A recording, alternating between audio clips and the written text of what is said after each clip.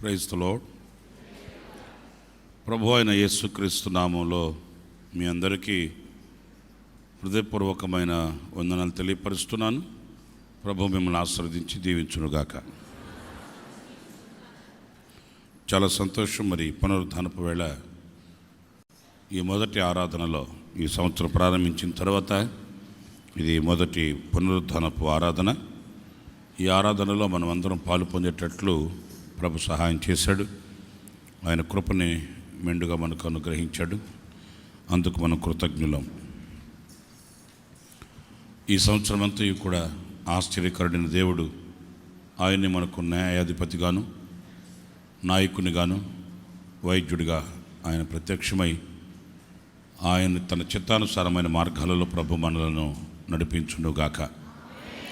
గతించిన కాలమంతయు కూడా ఆయనే తన రెక్కల నెడలో మనల్ని దాచి భద్రతను ప్రసాదించి సజీవులుగా ఆయన ఈనాడు మనల్ని ఉంచాడు.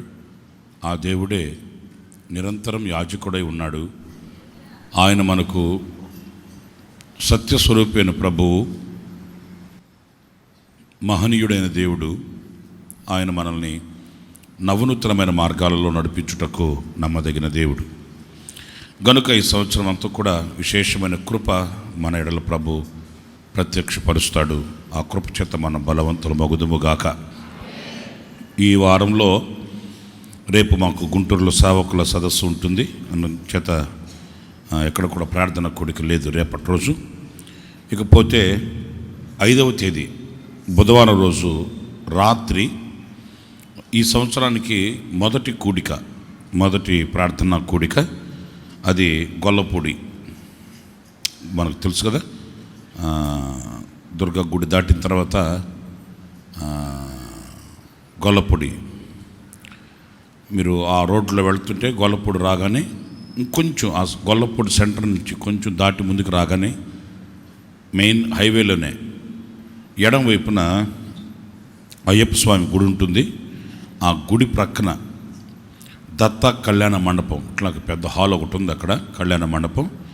ఆ హాల్లో శ్రీ దత్త కళ్యాణ మండపంలో అయ్యప్ప స్వామి గుడి ప్రక్కన హైవే రోడ్డు గొల్లపూడి. ఈ కళ్యాణ మండపంలో 5వ తేదీ సాయంకాలం 6 గంటలకి మంచు బాగా పడుతుంది. అందుచేత 6 గంటలకే కూడికలు ప్రారంభిస్తున్నాం కనుక 6 గంటలకి ఈ కళ్యాణ మండపంలో ఈ సంవత్సరానికి మొదటి కూడిక ప్రారంభిస్తూ ఉన్నాము. అంచేత మీరందరూ, అవకాశం ఉన్న వారందరూ కూడా కలిసికట్టుగా కుటుంబాలతో ఈ కూడికలో పాలు పొంది దేవుని ఆశీర్వాదాలు పొందుకోవాలని నేను ప్రేమపూర్వకంగా మీకు తెలియపరుస్తున్నాను. ఈ నెల 5వ తేదీ అంటే బుధవారం రోజు రాత్రి సాయంకాలం 6 గంటలకి ప్రారంభించబడే కూడికలో మీరందరూ పాలు పొంది దేవుని దీవెనలు పొందుకోవాలని ఆశపడుతున్నాను. ఇకపోతే 7వ తేదీ ఈ మందిరం ప్రారంభించబడిన వార్షికోత్సవ కూడిక 7వ తేదీ సాయంకాలం 6 గంటలకు ప్రారంభించబడి 8:30కు ముగించబడుతుంది. మీరు త్వరగా వస్తే ఆ సమయాన్ని మనం పాటించవచ్చు. మీరు ఆలస్యంగా వచ్చారనుకోండి, మనం ఏం చేయలేం. అంచేత 6 గంటలకే కనుక మీరు రాగలిగితే 8:30 కల్లా ముగించబడుతుంది. ఆ తర్వాత శుభ్రంగా కాస్త మీరు భోజనం చేసుకుని వెళ్ళిపోవచ్చు. 9:30 కల్లా మీరు మరలా ఇండ్లకు చేరిపోవచ్చు. అందుకని మీరు 6 గంటలకు రావడానికి మీరు ప్రయత్నం చేయాలని నేను ప్రేమతో ఆహ్వానిస్తున్నాను. అబ్రహాం పాస్టర్ గారిని రమ్మన్నాను. అబ్రహాం పాస్టర్ గారు దేవుని వాక్యాన్ని అందిస్తారు ఆ రోజున. అంచేత ఈ 7వ తేదీ వార్షికోత్సవ కూడిక 2012, 6, 7, 8 తేదీలు 3 రోజుల్లో ఈ మందిరం ప్రారంభించబడింది. దాన్ని 7వ తేదీకి మనం ప్రారంభించుకున్నాం కనుక 7వ తేదీకి వార్షిక కూడిక 2012 అంటే ఎన్ని సంవత్సరాలు?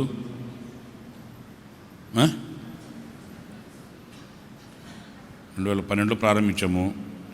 13, 14, 15, 16, 17, 18, 19, 20, 21, 22 10వ వార్షికోత్సవం అంతే కదా. కనుక మీరందరూ తప్పనిసరిగా రండి. తెలియని వాళ్ళకు కూడా తెలియపరిచి వాళ్ళను కూడా ప్రోత్సహించి తీసుకొని రండి. ఈ కూడికలో దేవుని ఆశీర్వాదాలు పొందుకుంటారని నేను ఆశిస్తున్నాను. ఈ విషయాన్ని మీరు గుర్తుంచుకోవాలని తెలియపరుస్తున్నాను. మంచిది. ఇకపోతే ఈ నెలలో 10వ తేదీ జగ్గయ్యపేట, 15వ తేదీ ప్రకాష్ నగరు, ఇవన్నీ యథావిధిగా కొనసాగుతాయి. 12వ తేదీ మైలవరం, 15వ తేదీ ప్రకాష్ నగరు, 17వ తేదీ మూలపాడు, ఇక 24వ తేదీ కోదాడ, 25 మధిర, ఇవన్నీ యథావిధిగా కొనసాగుతాయి. అందుచేత ఈ కార్యక్రమాలన్నిటి కొరకు కూడా మీరు ప్రార్థన చేసి ఆ ప్రాంతాల్లో మీకు తెలిసిన వాళ్ళు ఉంటే మీరు వారికి కూడా తెలియపరిచి పాలు పొందాలని ప్రేమపూర్వకంగా నేను తెలియపరుచుకుంటున్నాను. ఈ పూట కొద్ది నిమిషాలు దేవుని మాటలు నేను మీతో చెప్తాను. ఆ మాటలు జాగ్రత్తగా మీరు ఆలకించి దేవుని వాక్యము యొక్క దీవెనను, ఆశీర్వాదాన్ని మీరు పొందుకోవాలని ప్రేమపూర్వకంగా నేను ఆశిస్తున్నాను. చూడండి, ప్రభు మనకు ఆయన ఏది కూడా మనం అడిగి పొందుకునే అని కాకుండా మనం అడగక మునిపే ఆయన అక్కరలు ఎరిగిన దేవుడు. ఆయనకి ఇప్పుడు రేపు కూడా తెలుసు. ఈరోజు మనకేం కావాలి, ఈరోజు మనం ఏం అవసరము, ఈరోజు మనకేమి అక్కర ఉంది, రేపు మనకేం అవసరం, ఏం అక్కర ఉంది ఆయనకు తెలుసు. అందుచేత ఆయన మనం అడగక మునిపే సమస్తాన్ని ఆయన సమకూర్చి పెట్టి ఉన్నాడు. అయితే మీకు ఒక డౌట్ రావచ్చు, మరి ఆయన సమకూర్చి పెట్టి ఉన్నాడు కదా, ఇక మనం అడగాల్సిన అవసరం ఏముంది అని అంటారేమో. అయితే అన్ని సమకూర్చి వనకూర్చి ఆయన సమృద్ధిగా సిద్ధపరిచి ఉన్నాడు. వాటిల్ని మనం ప్రార్థన అనే తాళపు చెవితో మనం వాటిని స్వాధీనం చేసుకోవాలి, వాటిని మనం పొందుకొనవలసి ఉంటుంది. అయితే ఆయన మనం అడిగిన తర్వాత సిద్ధపరచడం కాదు. ప్రభువా, నాకు ఒక ఉద్యోగం కావాలంటే అప్పటికప్పుడు అబ్బా వీడిని ఎక్కడ చేర్చాలి, వీడిని ఎక్కడ సెట్ చేయాలి, ఏ ఉద్యోగాలు ఖాళీగా ఉన్నాయి అని అప్పుడు వెతకడం కాదు. నీకు ఏది అవసరమో, ఎలా అవసరమో, ఎక్కడ అవసరమో, ఏ సమయంలో అవసరమో ఆయన ఆల్రెడీ ఒక చిత్తం కలిగి ఉన్నాడు మన ఎడల. అయితే దానిని మనం ప్రార్థించి తగు కాలమందు మనం పొందుకోవాలి. మనం ఆశించి మనం ఆ దైవ ఆలోచనలకి మనము కూడా మన త్రోవల్ని మలుచుకొని ఆ దైవ ఆలోచనలకి మనల్ని మనం అప్పగించుకొని ఆయన ఏమైతే సంకల్పించి ఉన్నాడో, ఏదైతే కోరుకొని ఉన్నాడో దానిని అలాగే మనం పొందుకొనగలిగిన ప్రార్థన వీరులో మనం కావాలి. ఆయన ఒకటి ఆశించుంటే మనం ఒకటి ఆశించి ప్రార్థించామనుకోండి, ఆలస్యం చోటు చేసుకుంటుంది, అక్కడ మనకు ఆవేదన కలుగుతుంది. ఆయన చిత్తానికి అనుగుణంగా మనం ఏది అడిగినా దాంట్లో ఆలస్యం ఉండదండి. ఆయన చిత్తానికి అనుగుణంగా మనం ఏది ప్రార్థించినా అందులో ఏది కూడా మనకు వేదన కలిగించేటట్లు, బాధ కలిగించేటట్లు ఉండదండి. ఆయన చిత్తానికి అనుగుణంగా మనం అడిగి చూడాలి, పొందుకొని చూడాలి, సాక్షిగా నిలవాలి. అవన్నీ ఆయన సమస్తము కూడా సమకూర్చి వనకూర్చి పెట్టున్నాడు. అందుచేత ఒకవేళ సంవత్సరాలు గతించిపోవచ్చు. 2021వ సంవత్సరం గతించిపోయింది, 2022వ సంవత్సరం వచ్చింది. ఈ 2022వ సంవత్సరంలో మనం ఏది పొందుకొనవలెనో, ఏది అనుభవించవలెనో అవన్నీ మన దేవుడు వాటిని సిద్ధపరిచి ఉన్నాడు. అదే పరిశుద్ధ గ్రంథంలో పరిశుద్ధుడైన పౌలు రాస్తాడు ఆ మాటలు, చాలా చక్కటి మాటలు. ఎఫెసీ సంఘానికి రాసిన పత్రిక, ఎఫెసీ సంఘానికి పరిశుద్ధుడు రాసిన పత్రిక 1వ అధ్యాయం 3 వాక్యాన్ని మనం చదివినప్పుడు, మన ప్రభువైన యేసు క్రీస్తు యొక్క తండ్రియగు దేవుడు స్తుతింపబడునుగాక. ఆయన క్రీస్తునందు పరలోక విషయములో ఆత్మ సంబంధమైన ప్రతి ఆశీర్వాదమును మనకు అనుగ్రహించెను. అయిపోయింది సబ్జెక్ట్. ఇక్కడ వినండి, క్రీస్తునందు పరలోక విషయంలో ఆత్మ సంబంధమైన ప్రతి ఆశీర్వాదం, వింటున్నారా? పరలోక విషయంలో ఆత్మ సంబంధమైన ప్రతి ఆశీర్వాదం. భూలోకంలో మనకు కొన్ని అవసరమవుతాయి, మనం కోరుకుంటుంటాం, కానీ అవన్నీ తాత్కాలికమైనవే. ధనం అడిగినా, బలం అడిగినా, శక్తిని అడిగినా, సామర్థ్యతను అడిగినా, ఏది అడిగినా ఈ లోకంలో అవన్నీ తాత్కాలికమైనవే, కొంచెమే. వాటి వల్ల మనకేమి పెద్ద ప్రాణాన్ని నిలబెట్టుకునేంత ఏమి ఉండవు. ఈ లోకంలో మీరు చూడండి, ఏది ప్రాణాన్ని నిలబెట్టగలిగింది లేనే లేదు.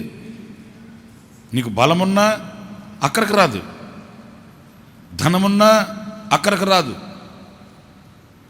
వీటి వలన మనకు పెద్ద ఒరిగింది తరిగింది ఏమీ లేదు. అర్థమవుతుందా? నాకు ఒక అతను తెలుసు, ఇంచుమించు అతను నాకు ఒక 25 ఏళ్లగా తెలుసండి. 25 ఏళ్ల నుంచి బలహీనతతోనే కొట్టుకొని వస్తూనే ఉన్నాడు.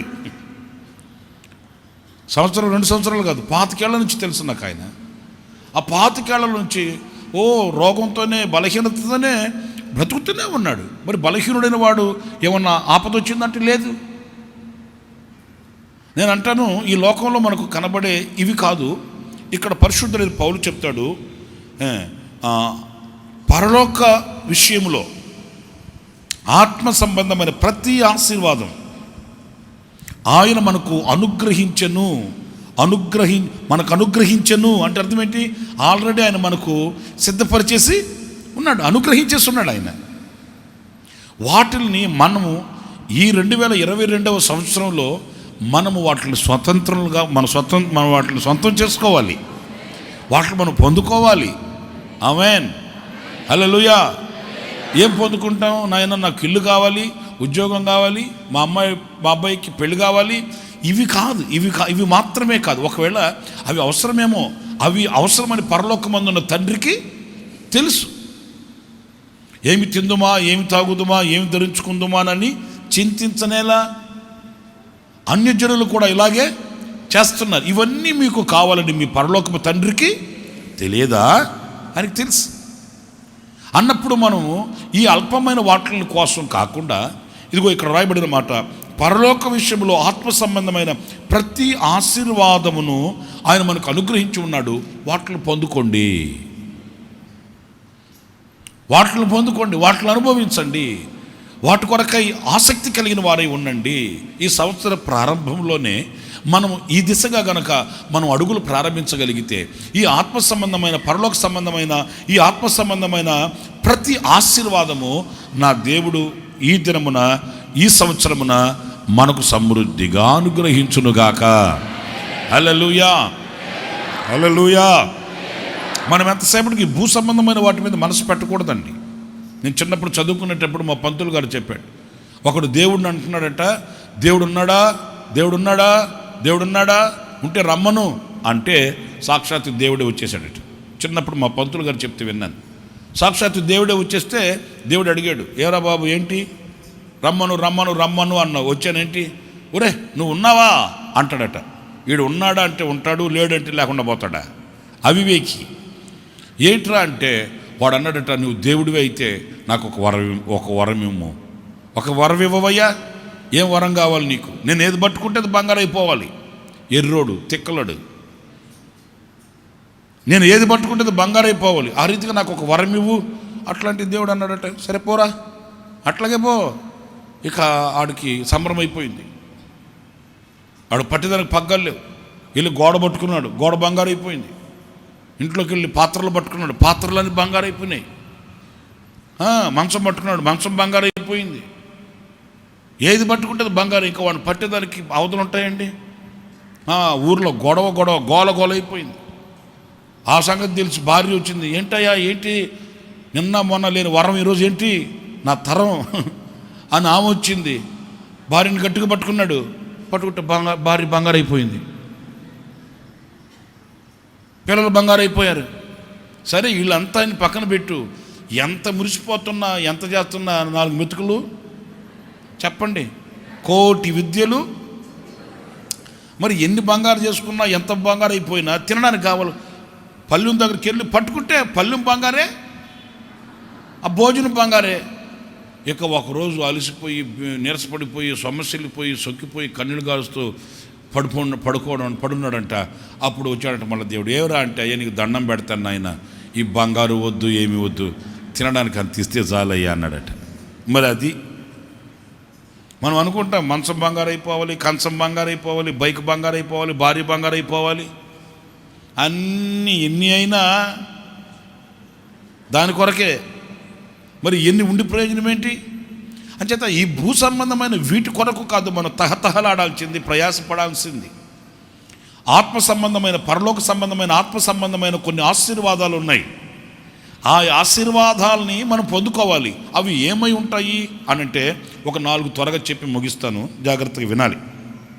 ఆ మాటలు మనం పేతురు రాసిన మొదటి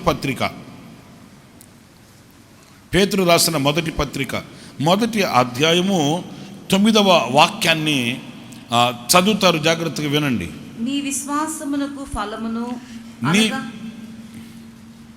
పేతురు రాసిన మొదటి పత్రిక మొదటి అధ్యాయం 9వ వాక్యం, అనగా ఆత్మరక్షణను పొందుచు చెప్పనశక్యమును మహిమాయుక్తమునైన సంతోషము గలవారై ఆనందించుచున్నారు. హల్లెలూయా, హల్లెలూయా. ఈ ఆత్మరక్షణ పొందుచు, ఈ ఆత్మ సంబంధమైన అనుభవం ఏంటయ్యా అనంటే, ఇది భూ సంబంధమైనది కాదు.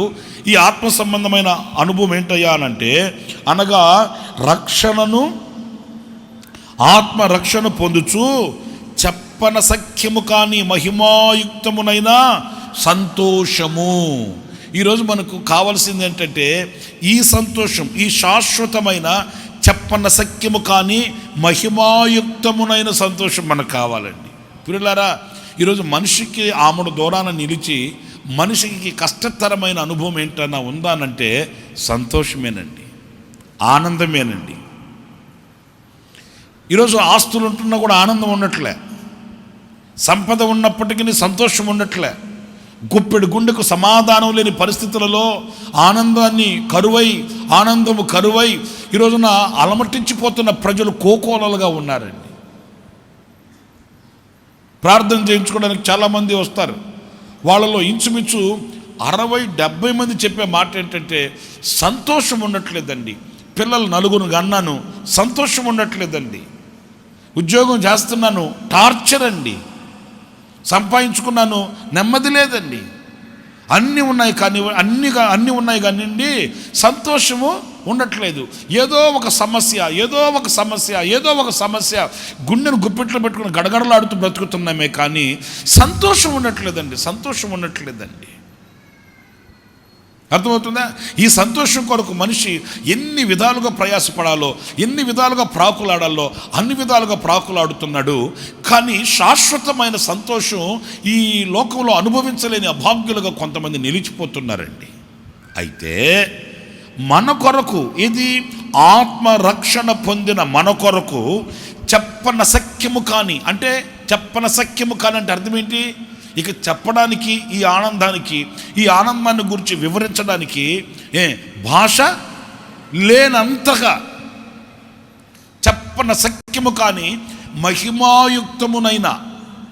ఇది మహిమాయుక్తమైనటువంటి సంతోషం. అర్థమవుతుందా? ఈ లోకంలో మనకు కొన్నిటి వలన కొన్ని సంతోషాలు కలుగుతాయి. అర్థమవుతుందండి? కొత్త బైక్ కొన్నాడనుకో, ఆ ఆశ తీరేంతవరకు వాడి ఆనందం అంతా ఇంత కాదు. కొత్త బట్టలు వేసుకున్నారనుకో, వాళ్ళు కుదుటగా ఒక ఇంట్లో ఉండరు, 4 ఇళ్ళు తిరిగేసి వస్తారు. ఏది ఆ కొత్త బట్టలు మాసిపోయేంత వరకే. అవును కదండి? ఒక సినిమాకి వెళ్ళాడనుకో, ఆ 2 గంటలు 3 గంటలు మురిసిపోతాడు. ఫుల్గా తాగాడనుకో, నిషా తగ్గిందాకా ఎగిరెగిరి గంతులేస్తాడు. ఇవన్నీ చెప్పనశక్యము కాని మహిమాయుక్తమైన ఆనందం కాదు. ఇవన్నీ తృష్ట్యమైన సంతోషాలు, అల్పమైన సంతోషాలు. ఇల్లు కట్టుకుంటాం, సంతోషించి రిబ్బన్ కట్ చేయించుకుని మురిసిపోతాం. నెల తిరిగి రాకమునిపి ఆ ఇంటి మీద తెచ్చుకున్న అప్పుకు వడ్డీ కట్టాలి కదా, అయిపోయింది. స్తోత్రం, హల్లెలూయా. కానీ మహిమాయుక్తమునైన చెప్పనశక్యము కాని ఆనందం ఒకటి ఉంది. అది పరలోక సంబంధమైన ఆనందం. అది మహిమాయుక్తమునైన ఆనందం. పరలోకం అంటే ఏంటి? మీరు నాకు నిర్వచనం చెప్పండి. ఒక్క మాటలో నేను మీతో చెప్పాలంటే అది ఒక ఆత్మ సంబంధమైన ఆనందం. దేవుని వాక్యం కూడా చెప్తుంది, దేవుని రాజ్యము భోజనమును పానం కాదు. దేవుని రాజ్యం అంటే భోజనము పానం కాదు, ఇది దేవుని రాజ్యం అని సంతోషించడానికి, ఫుల్గా తిని తాగి అబ్బా నేను దేవుని రాజ్యంలో ఉన్నాను అనేదానికి అది భూ సంబంధమైనది, ఆహార సంబంధమైనది కానే కాదు. అర్థమవుతుందండి? ఈ భూ సంబంధమైనది ఆత్మ సంబంధమైన వాటిని చూపించదు. అందుచేత దేవుని రాజ్యం అనేది భోజనమును పానమును కాదు, కానీ నీతియు సమాధానమును పరిశుద్ధాత్మనందలి ఏంటి ఆనందం? ఆయన రాజ్యం, పరలోక రాజ్యం. అంటే ఆయన పరలోక రాజ్యం అంటేనే ఆనందం, ఆనందం, సంతోషం. అక్కడ కన్నీళ్లు లేవు, అక్కడ వేదన లేదు, నిట్టూర్పులు లేవు, నిస్పృహలు లేవు, రోగాలు లేవు, వ్యాధులు బాధలు ఏమీ కూడా రాత్రింబవళ్ళు అక్కడ ఏమీ లేవు. అక్కడ ఉండేది ఏంటంటే అక్కడ ఆరాధన ఉంటుంది, అక్కడ ఆరాధనలో ఉన్న ఆనందం ఉంటుంది. స్తోత్రం కలుగును గాక. ఇదిగో ఈ సంవత్సర ప్రారంభాన దేవుడు నీ కొరకు కొలిచి ఉంచిన, నీ కొరకు దాచి ఉంచిన, నీ కొరకు అట్టిపెట్టిన ఈ చెప్పన సఖ్యము కాని మహిమాయుక్తమునైన ఈ ఆనందము నా దేవుడు నీ గుండెల్లో స్థిరపరచునుగాక, నీ కుటుంబంలో స్థిరపరచునుగాక. ఈ చెప్పన సఖ్యము కాని మహిమాయుక్తమైన ఆనందము ఈ సంవత్సరాంతం వరకు, ఈ సంవత్సరం అంతా నా దేవుడు సమృద్ధిగా మీకు అనుగ్రహించునుగాక. ఇప్పుడు నేను ఇంకొక మాట కూడా చెప్తాను. ఈ చెప్పన సఖ్యము కాని మహిమాయుక్తమైన ఆనందం ఎలాంటిది అని అంటే ఇది పరసంబంధమైనది కనుక ఇది శాశ్వతమైనది. అందుకే వాక్యంలో మనం చదువుతాము, వారి తలల మీద నిత్యానందం ఉండెను అనే మాట మనం చదువుతామండి. ఏ ఆనందము అంటే అర్థం ఏంటి? మనిషి జీవితంలో ఎన్నో ఆటుపోటులు, అవాంతరాలు, అభ్యంతరాలు, అపజయాలు వస్తాయండి. నేను చాలాసార్లు చెప్తుంటాను కదా, మనిషి జీవితం అంటే పూలబాటేమీ కాదండి.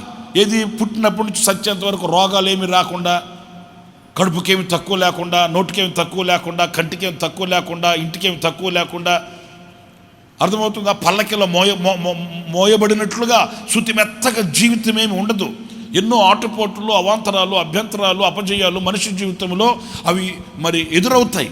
అయితే ఈ నిత్యానందము ఎవరి తలల మీద ఉంటుందో వాళ్ళు ఏ స్థితిలో నడిచినా, ఏ మార్గంలో వెళ్ళినా, ఏ అనుభవాల్లో ఉన్నా ఆ అనుభవాలలో వారి నెత్తి మీద, వారి శిరస్సు మీద, వారి తలల మీద నిత్యానందం ఉన్నందుచేత వాళ్ళు శోధనలలో ఆనందంగా ఉంటారు, శ్రమలలో ఆనందంగా ఉంటారు, ఇంకా వాళ్ళని నడిపించే ఇరుకైన మార్గంలో వాళ్ళు సంతోషంగా ఉంటారు. వాళ్ళ జీవితం అంతా వాళ్ళు వెంటాడేది ఏంటంటే ఈ నిత్యానందము, ఈ ఆత్మ సంబంధమైన ఈ చెప్పన సఖ్యము కానీ మహిమాయుక్తమైన ఈ ఆనందం వాళ్ళతో కూడా ట్రావెల్ అవుతుంటుంది, వాళ్ళతో కూడా కొనసాగుతుంటుంది.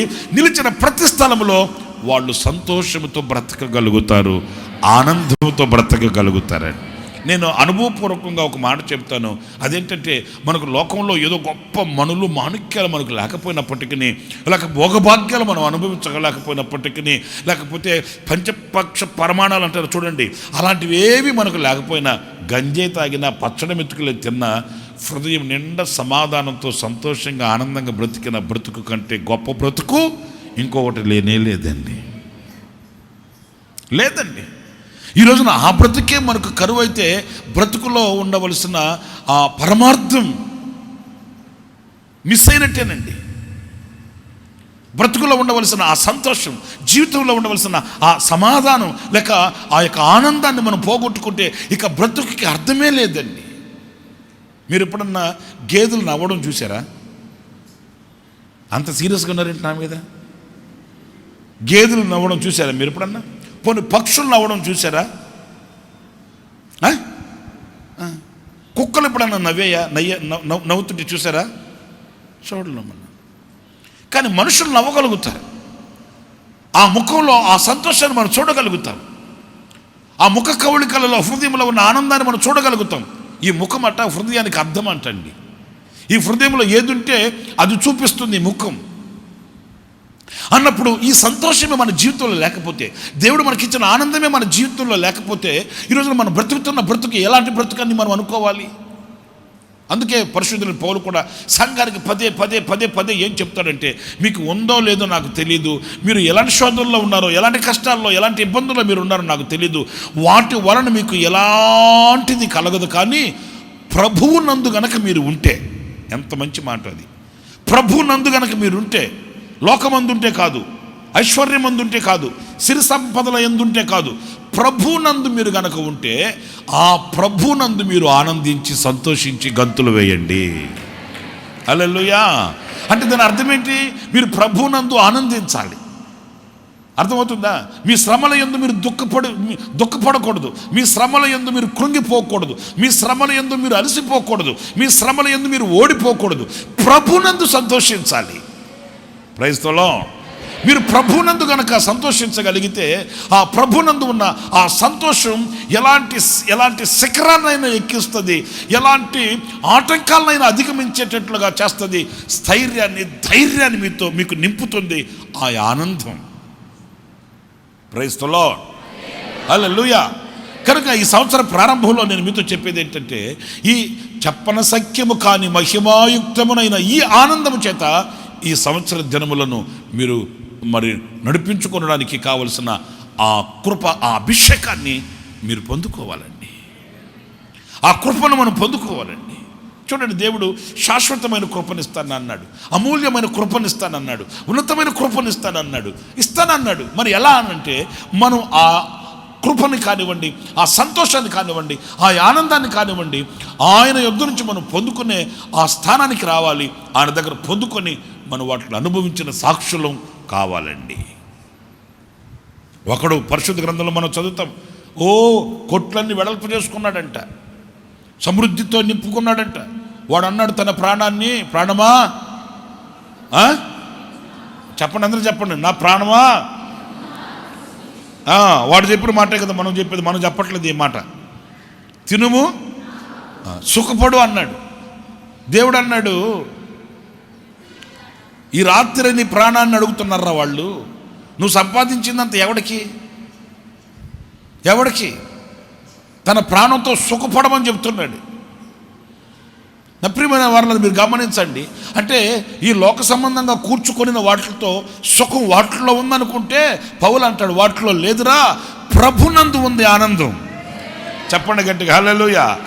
నీ ఆత్మ రక్షించబడి, నీ ఆత్మ కొలిమిలో నుంచి విమోచించబడి, నీ ఆత్మ లోక సంబంధమైన ఈ యొక్క కబంధ హస్తాల నుంచి విడిపించబడి, తప్పించబడి నువ్వు ప్రభునందు ఉంటే, ప్రభునందు కలిగే ఆనందం శాశ్వతమైనది.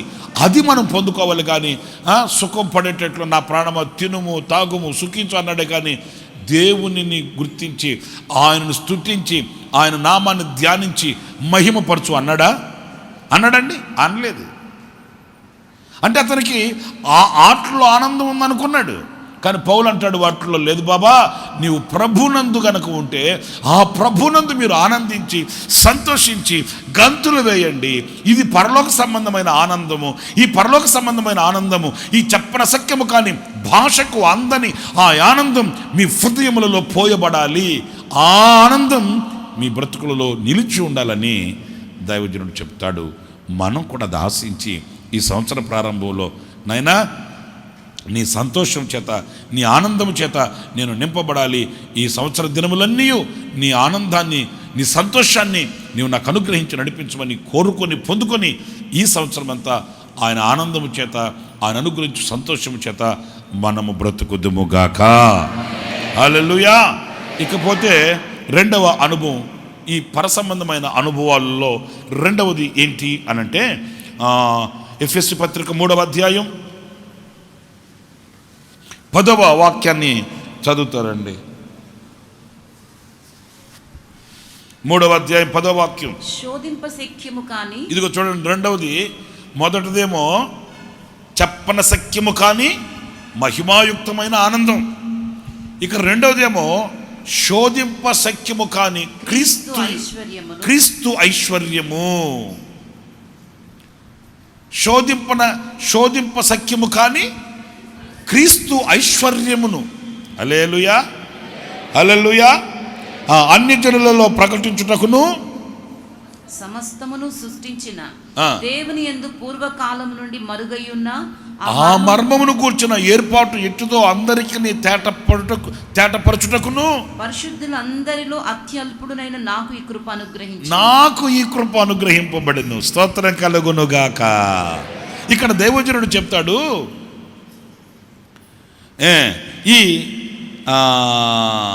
ఏంటది? శోధింప సఖ్యము కాని క్రీస్తు యొక్క ఐశ్వర్యం మనం పొందుకోవాలంటండి. ఒక సేవకునిగా నా మనసారా కోరుకుంటూ మిమ్మల్ని నా దేవుడు దీవించాలని కోరుకుంటున్నానండి. ఏమని అంటే, ఈ శోధింప సఖ్యము కానీ క్రీస్తు ఐశ్వర్యము ఈ సంవత్సరంలో నా దేవుడు మీకు ధారాళంగా అనుగ్రహించునుగాక. హల్లెలూయా. ఎందుకనంటే ఈ శోధింపన సఖ్యము కానీ క్రీస్తు ఐశ్వర్యం, ఈ క్రీస్తు ఐశ్వర్యంలో నుండి మన ప్రతి అవసరం తీర్చబడాలి. ఈరోజు సగటు మనిషి బ్రతకాలంటే ఎన్నో అవసరాలండి. బొడ్డోడు వాడు మాటలు కూడా సరిగ్గా రావట్లే. వాడిని స్కూల్లో చేర్పించడానికి వెళితే 1,50,000 అంట. వాడికి తాత అనేది రావట్లే. వాడిని స్కూల్లో చేర్పించడానికి తీసుకెళ్తే 1,50,000 రూపాయలు అయితే వాడిని ఏం చదివిస్తారు, వీళ్ళేం తింటారు, వీళ్ళ జీవితం ఏంటి? ఎన్నో అవసరాలు మనకున్నాయి, ఎన్నో అక్కర్లు మనకున్నాయి, ఎన్నో లోటుపాట్లు మనకున్నాయి. కానీ వాటిని చూసి మనం కృంగిపోయి వాటిని చూసి అధైర్యపడిపోవడం కాదు. కానీ ఇదిగో దేవుని వాక్యం అంటుంది, అవి మాత్రమే కాదు, ఈ లోక సంబంధమైన ఈ అక్కర్లు మాత్రమే కాదు, ఈ క్రీస్తు యేసు యొక్క శోధింప సఖ్యము కానీ క్రీస్తు యొక్క ఆ ఐశ్వర్యము మహిమైశ్వర్యముగా, స్తోత్రం కలుగునుగాక, హల్లెలూయా, మహిమైశ్వర్యముగా మన జీవితంలో అది అనుగ్రహించబడాలి. ఈ మంటి కట్టములలో మహిమాత్మ కుమ్మరించబడినట్లుగా మహిమైశ్వర్యము కుమ్మరించబడినగా ఏ కొదువ లేని వారమై, ఆమేన్, ఏ కొదువ లేని వారమై, ఇటు శారీరకంగాను అటు ఆత్మీయంగాను ఏ కొదువ లేని వారమై, విశ్వాసములోనైనా, ప్రేమలోనైనా, పరిశుద్ధతలోనైనా, విమోచనలోనైనా, సమర్పణలోనైనా, ఏ విషయంలో కొదువా అనేది లేకుండా మనం సంపూర్ణతలో సాగిపోవటకు కావలసిన ఆ మహిమైశ్వర్యాన్ని, ఆ క్రీస్తు యేసు యొక్క ఐశ్వర్య భాగ్యాన్ని ప్రభువు మనకు అనుగ్రహించి ఉన్నాడంట. హల్లెలూయా, హల్లెలూయా. అయితే మనం ఏం చేయాలంటే, ఏ విషయంలో మనం కొదువు కలిగి ఉన్నామో, ఇంతవరకు ఏ విషయంలో మనం వెనకబడి ఉన్నామో, ఏ విషయంలో మనం బలహీనులమై ఉన్నామో అది గుర్తించి మనకు కావలసిన ఆ సమస్తాన్ని ఆ మహిమైశ్వర్యంలో నుంచి మనం పొందుకోవాలండి. ఒకడు వస్తే యేసుప్రభు దగ్గరికి, అయ్యా నేను నిత్య జీవమునకు నిత్యరాజ్యమునకు వారసుడను కావాలంటే నేనేం చేయాలయ్యా అన్నాడు. ప్రభు అన్నాడు, ఆజ్ఞలు చెప్పాడు. అప్పుడు అతను అన్నాడు, నేను చిన్నప్పటి నుంచే నేను ఇవన్నీ ఆచరిస్తున్నాను, నాకు బాగా తెలుసు అంటే, అప్పుడు అన్నాడు, అయినను నీకు కొదువుగా ఒకటి ఉంది, ఒకటి కొదువు నీకు, నీ వెళ్ళి నీ ఆస్తి అమ్మి బీదలకు ఇచ్చేసి నువ్వు నన్ను వెంబడించు అన్నాడు. తేలిపోయింది వారు, ఆ కొదువేంటో అర్థమైపోయింది అతనికి. ఇక తిరిగి వెళ్ళాడంట, మరలా రాలేదంట. మీకు ఏమైనా తెలిస్తే పోయి పిలుచుకురా పోండి. ఎందుకంటే ఇతడు ఆజ్ఞలన్నీ ఆచరించేవాడే కానీ ఆ కొదువను గుర్తించేవాడు కాదండి. బైబిల్ మోసుకొని భక్తిగా మందిరానికి వచ్చేవాడే కానీ ఆ బైబిల్ ప్రకారం నడవడానికి, దేవుని వాక్యానికి శిరస్సు వంచడానికి, దేవుని వాక్యానుసారంగా బలవంతుడగుటకు ఇతడు సిద్ధపడిన వాడు కాదు. నువ్వు చక్కగా వాక్యం చదివేవాడువే, నువ్వు అన్నీ ఆజ్ఞలన్నీ నెరవేర్చుచున్నవాడివే కాదనట్లే. కానీ ఇంత వాక్యం చదువుతూ ఇన్ని ఆజ్ఞలను అనుసరిస్తూ ఇంకా ఎందుకు కొదువు కలిగి ఉన్నావు? ఇంత ఉపదేశం తెలిసిన వాడివి, ఇన్ని ఆజ్ఞలు అనుసరించుచున్న వాడివి, ఇంతకాలంగా క్రైస్తవుడిగా ఉంటూ, ఇంతకాలంగా క్రైస్తవ లోకంలో పెద్దవాడిగా కొనసాగుతూ, నేను క్రైస్తవుడిని, భక్తి కలిగిన వాడిని చెప్పుకుంటూ ఇంకా ఆ కొదువు నిన్ను ఎందుకు వెంబడిస్తుంది? మీ మనసాక్షికి తెలుసు ఆ కొదువు ఏంటో, మీ అంతరంగానికి తెలుసు నీ కుంటితనం ఏంటో, నీ మనసాక్షికి తెలుసు నీలో ఉన్న లేమి ఏంటో, నీ మనసాక్షికి తెలుసు నీ బలహీనత ఏంటో. ఎందుకు ఆయనను సంపూర్ణంగా నువ్వు వెంబడించలేకపోతున్నావు, సంపూర్ణంగా ఆరాధించలేకపోతున్నావు, సంపూర్ణంగా ఆయన స్తుతించలేకపోతున్నావు, సంపూర్ణంగా ఎందుకు నిన్ను నువ్వు ఆయనకు అర్పించుకోలేకపోతున్నావో, ఏ విషయంలో నువ్వు బలహీనుడవో నీకు తెలుసు, నీ అంతరంగానికి తెలుసు. కానీ ఈ సంవత్సరం ప్రారంభంలో ఆ లోటు ఆ క్రీస్తు యేసు యొక్క ఐశ్వర్యములో నుంచి తీర్చబడాలి. ఎందుకంటే ఆయన ఒక్కడే సంపదల చెప్పండి, అందరూ చెప్పండి. సంపదల గని. ఆయన ఒక్కడే మీకు అనుగ్రహించగలిగిన, ఇవ్వగలిగిన సర్వశక్తి కలిగిన దేవుడు కనుక ఆయన అడగాలి. దేవుని వాక్యంలో మనం చదువుతాం, మీకు కొదువై ఉన్న ఎడల నన్ను అడగండి, నన్ను అడగండి. అడిగితే చెప్పండి, ఇస్తానన్నాడా లేదా? ఇస్తాడట. ఆయన అడిగితే ఇస్తాడట. అంటే మనం అడుగకయే, గుర్తించకయే ఉన్నాము. ఈ సంవత్సర ప్రారంభంలో ప్రభువా నీ మహిమైశ్వర్యాన్ని, నీ ఐశ్వర్యాన్ని నాకు అనుగ్రహించు నాయనా. ఈ సంవత్సర దినములలో, నా బ్రతుకు దినములలో, ఈ 2022వ సంవత్సరం ఒక మరుపురాని అనుభవంతో, ఒక మైలురాయిగా నిలిచిపోయేటట్లు నా అక్కర్లు తీర్చబడాలి, నా కొదువులు తీర్చబడాలి, నా లేమి తీర్చబడాలి, నా బలహీనత తొలగిపోవాలి, నేను శక్తివంతుడను కావాలి, నేను నీకు సాక్షినై ఉండాలన్న కోరికతో ఈ ప్రారంభ దినములలోనే మీరు కనుక ప్రార్థించగలిగితే ఆయన ఐశ్వర్యమును మీకు అనుగ్రహించునుగాక. హల్లెలూయా. సారెపేత విధవరాలు మీకు తెలుసు కదా? తెలుసా తెలీదా? నోళ్ళు తెరిచి మాట్లాడండి. ఎట్లా తెలుసు?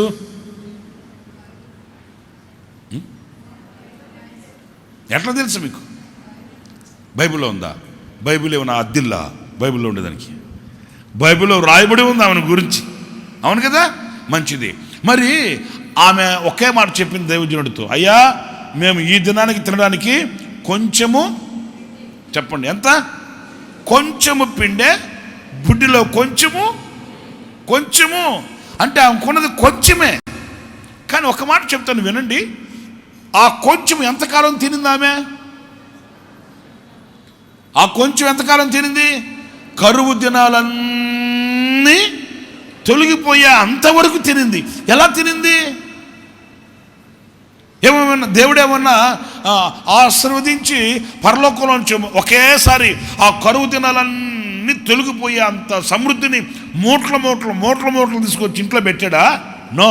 ఇక్కడ నేను మీతో చెప్పాలనుకున్న మాట ఏంటంటే, ఆమె సమృద్ధిగా భోజనం చేస్తూ ఉంది. ఆమె భోజనం చేస్తూ ఉన్న కొద్దీ, దినాలు దొరుకుతున్న కొద్దీ, దినదినానికి కావలసిన ఆ యొక్క సమృద్ధిని ఆయన నింపుతూ వచ్చాడు. కొదువ అనేది లేకుండా చేశాడు అంతే. అంటే నేను మీతో చెప్పేది ఏంటంటే, ఆయన ఐశ్వర్యంలో మనం ఏమవ్వాలి అని అంటే ప్రతిదినము ఆ లోటును తీర్చుకుంటూ ఉండాలి. నేను ఆ రోజు ప్రార్థన చేశాను, ఆ రోజు ఆత్మ పొందుకున్నాను, ఆ రోజు కృప పొందుకున్నాను అంటే ఆ రోజు కాదు. ఏ రోజుకి ఆ రోజున ఆ కొదువు నువ్వు తీర్చుకుంటూ ఉండాలి. స్తోత్రం కలుగుగాక. అంతేగాని ప్రభువా నాయనా మొత్తం ఒకేసారి నాకు కుమ్మరించేసాయి, మొత్తం నాకు ఇచ్చేయి కాదు. గత దినములలో, గత సంవత్సరంలో నువ్వు పొందిన ఐశ్వర్యము వేరు, గత దినములలో నీకున్న ఆత్మ వరములు వేరు, ఆత్మ ఫలములు వేరు, గత సంవత్సరాలలో నువ్వు నింపబడిన ఆధ్యాత్మికమైన అనుభవాలు వేరు. ఈ సంవత్సరం మరలా నువ్వు నూతనంగా ఆయన దగ్గర ఆ కొదువులు తీర్చుకొని మరలా సంపూర్తి అవ్వాలి, మరలా ఫుల్ఫిల్ చేయబడాలి. హల్లెలూయా, హల్లెలూయా, హల్లెలూయా. ప్రతి సంవత్సరం, ప్రతి ఏటా ప్రతి దినము మనం ఆయన సన్నిధిలో నింపబడుతున్న వారమే అయితే కొదువ లేని వారం అవుతామండి. ఆమె కరువు దినాలన్నీ తొలగిపోయేంత వరకు ఆ పిండే అయిపోలేదు, ఆ నూనె బుడ్డలో నూనె అయిపోలేదండి. ఆమె భుజిస్తుంది, వంట చేసుకుంటుంది, తింటున్నారు, సమృద్ధిగా ఉంటున్నారు. కానీ అది అయిపోకుండా, కొదువ కాకుండా దేవుడు ఆ రోజున ఐశ్వర్యంతో నింపాడు, ఆశీర్వాదంతో నింపాడు. ఆ దేవుడు సజీవుడు ఈనాటికి కూడా ఉన్నాడు. నీ ఎవరీ నీడ్, నీ ప్రతి అవసరం ఆయన తీరుస్తాడు. అంత మాత్రమే కాదు, ఆత్మ సంబంధంగా నీవు దేనిలో లోటు కాకుండా, ఆత్మ సంబంధంగా ఎక్కడ నువ్వు దిగజారిపోకుండా. నేను చాలా బాధతో చెప్తున్నాను ఈ మాట. ఈ కరోనా, ఈ యొక్క ఏమంటారు దాన్ని, తెగులు, తత్ఫలితంగా వీటి వలన కొందరు ఆధ్యాత్మికంగా చాలా వెనుకబడిపోయారండి. నేను ఈ మాట ఏదో చెప్పాలని చెప్పట్లేదు, భారంతోనే, బాధతోనే చెప్తున్నాను ఈ మాటని. ఆత్మానుసారంగా కొంతమంది దిగజారిపోయారండి. దేవుని సన్నిధికి దూరమైన వాళ్ళు ఎందరో ఉన్నారు.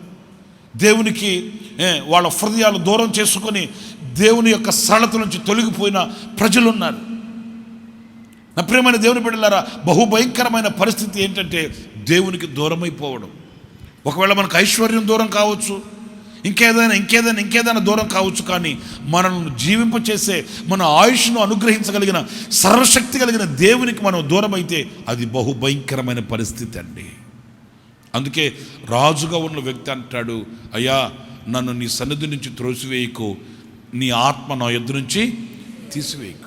నేనంటా, నువ్వు రాజు కదా, నీకేంటయ్యా అట్లా అంటే, నేను రాజునైనప్పటికీ నీవు దూరం అయితే నేను బ్రతకలేను, నీ సన్నిధి నాకు దూరం అయితే నేను బ్రతకలేను, నీ ఆత్మ నా యొద్ద నుంచి తీసివేస్తే నా జీవితం చీకటైపోద్ది.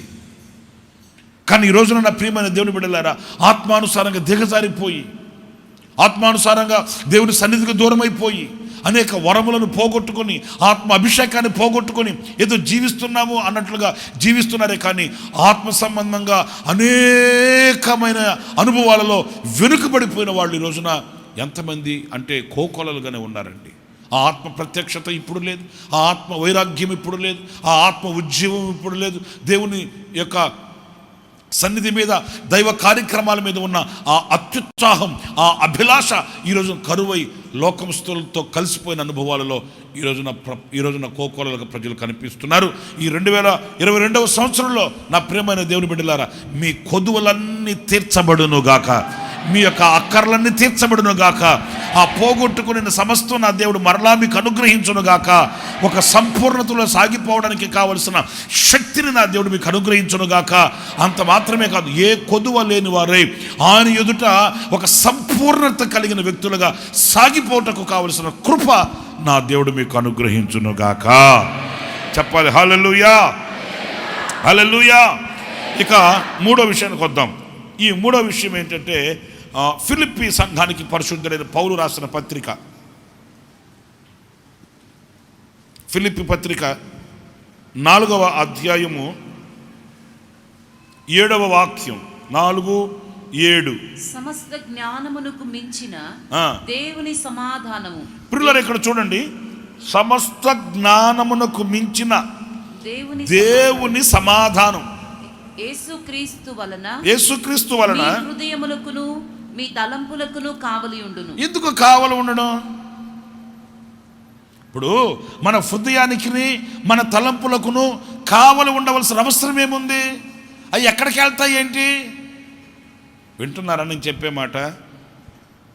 ఇప్పుడు హృదయమైనా, హృదయ తలంపులైనా ఎక్కడికి వెళ్తాయి? ఏంటంటారు ఆయన స్వామి, సమాధానం చెప్పరేంటి? ఎక్కడికి వెళ్తాయి? ఓకే, నేను ఒక మాట చెప్పనా, ఎక్కడికి వెళ్తాయి కాదు, అవి ఎప్పుడు ఉంటాయి అసలు మన దగ్గర? మన హృదయం ఉంది, ఒక చోట గుట్టుగా కూర్చుంటుంది ఆ హృదయమే ఒక చోట గుట్టుగా కూర్చోకపోతే ఆ హృదయ తలంపులు గుట్టుగా ఒక దగ్గర ఉంటాయా? ఉండవు. ఎక్కడికి వెళ్తాయి?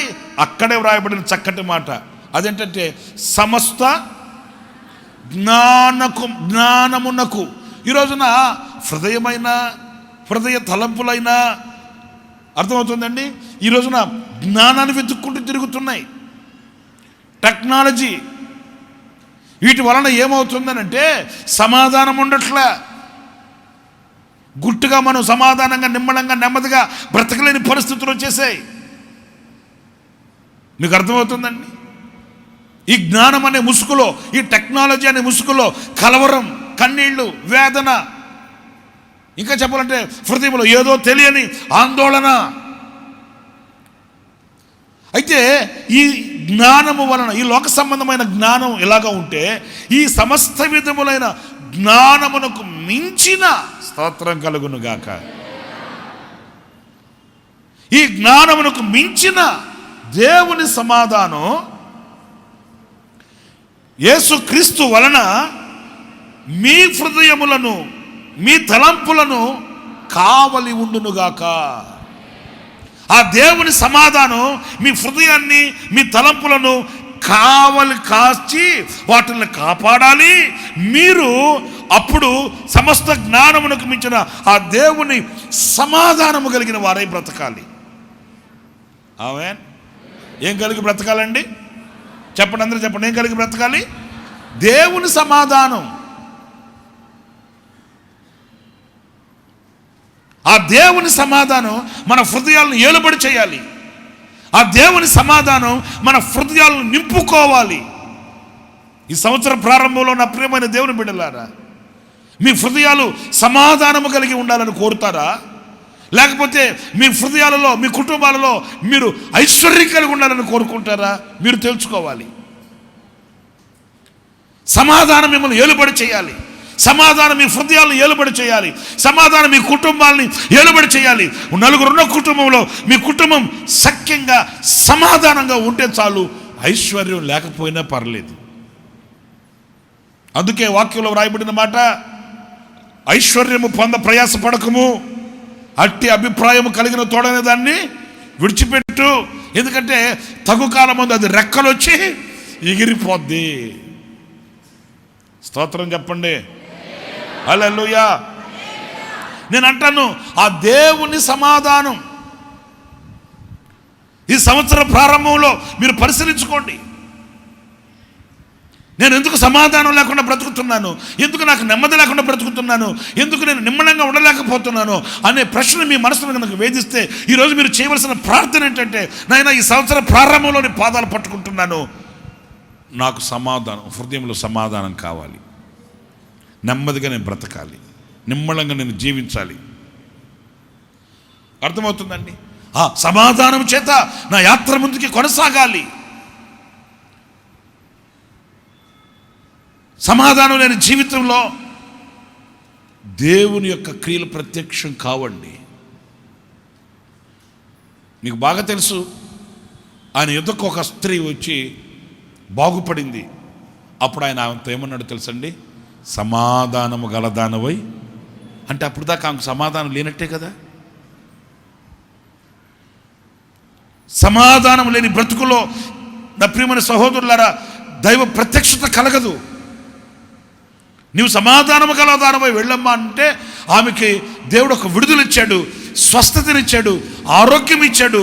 ఇప్పుడు ఆయన ఆశీర్వదిస్తున్నాడు ఆమెనే కాదు, ఈ సంవత్సరం ప్రారంభంలో ఆయన సన్నిధిలో కూర్చున్న, ఆయన సన్నిధికి తరలి వచ్చిన మీకు కూడా నా దేవుడు సమాధానమును అనుగ్రహించి సాగనంపునుగాక.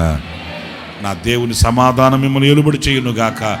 నా దేవుని సమాధానం మీ హృదయంలో సింహాసనం మీద ఉండునుగాక. నా దేవుని సమాధానం. నేను అంటాను, ఏమీ మనం కోరుకోవలసిన అవసరం లేదు. ఒకటే అడగాలి మనం, నాయనా నేను నీ సన్నిధిలో శాంతితో, సమాధానంతో,